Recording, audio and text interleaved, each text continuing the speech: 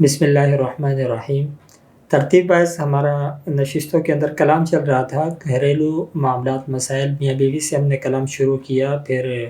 ان کے باہمی نزاع جھگڑے، پھر اس کے بعد اولاد کے والدین کے ساتھ نزاع اور جھگڑے۔ اسی ترتیب سے اسی سلسلے کی آج کی نشست کے اندر ہم کلام کریں گے بہن بھائیوں کے باہمی نزاع اور ان کے جھگڑے، ان کے اسباب اور ان کا حل۔ تو یہاں یہ بات ملحوظ نظر رہے کہ بہن بھائیوں کے اندر فطرتاً آپس میں اخوت محبت اللہ تعالیٰ نے ودیعت رکھی ہوئی ہوتی ہے۔ البتہ دنیا کے احوال واقعات اور کیفیات اس ودیعت شدہ محبت کو کیا کرتے ہیں، پامال کر دیتے ہیں، اور باہمی محبتیں وہ نفرتوں کے اندر بدل جاتی ہیں۔ اس کے اندر کئی چیزیں دخیل ہیں، یہاں زیادہ تفصیل کا وقت تو نہیں ہے، سرسری سا ذکر کر دوں۔ بسا اوقات ایسا ہوتا ہے کہ انسان جو ہے کسی کی کامیابی سے جلن کا شکار ہو جاتا ہے، حسد کا شکار ہو جاتا ہے، تو بہن بھائیوں کے اندر بھی بسا اوقات یہ مادے آ جاتے ہیں۔ جس وقت وہ تھوڑا بڑے ہو جاتے ہیں تو کسی کی کامیابیوں کے اوپر جلنا کڑنا، اور اسی طریقے سے جس وقت ان کی باہمی شادیاں ہوتی ہیں، پھر بسا اوقات دنیا کے اغراض اور مقاصد وہ بیچ میں آتے ہیں۔ اکثر و بیشتر بہن بھائیوں کے اندر جو جھگڑوں کا سبب بنتا ہے وہ ان کی ازدواجی زندگیاں ہیں، کہ جب کسی شخص کی ازدواجی زندگی کے اوپر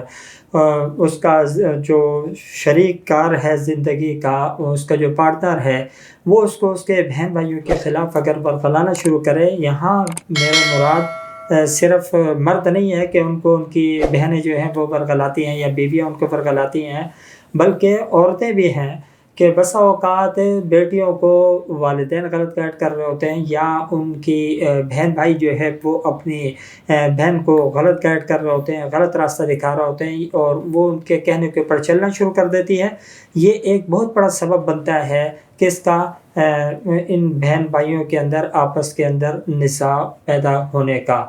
تو کہنے کا مقصد یہ ہے کہ اسباب تو اس کے اتنے ہیں کہ اگر ہم اس کے اوپر کلام کریں تو یہ 2-4 منٹ کی نشست کے اندر ہم اس کا احاطہ نہیں کر سکتے۔ یہ بڑے بڑے اور چیدہ چیزیں تھیں جو میں نے ذکر کرتی ہیں۔ اب آتے ہیں اس چیز کے حل کی طرف۔ اگر کسی جگہ پہ بہن بھائیوں کے اندر اختلاف اور نزاع اور باہمی محبت مفقود ہو جائے، تو ایسی صورت کے اندر چند اعمال ایسے ہیں جو کارگر ہوتے ہیں ان کے آپس کے اندر جوڑ پیدا کرنے کے لیے، ان کے باہمی محبت کو فروغ دینے کے لیے۔ تو اس میں ایک عمل تو وہی ہے یاسین شریف کا جو میں نے سابقہ نشست میں ذکر کیا تھا، وَجَاءَ مِنْ أَقْصَى الْمَدِينَةِ رَجُلٌ يَسْعَىٰ قَالَ يَا قَوْمِ اتَّبِعُوا الْمُرْسَلِينَ اتَّبِعُوا مَن لَّا يَسْأَلُكُمْ أَجْرًا وَهُم مُّهْتَدُونَ۔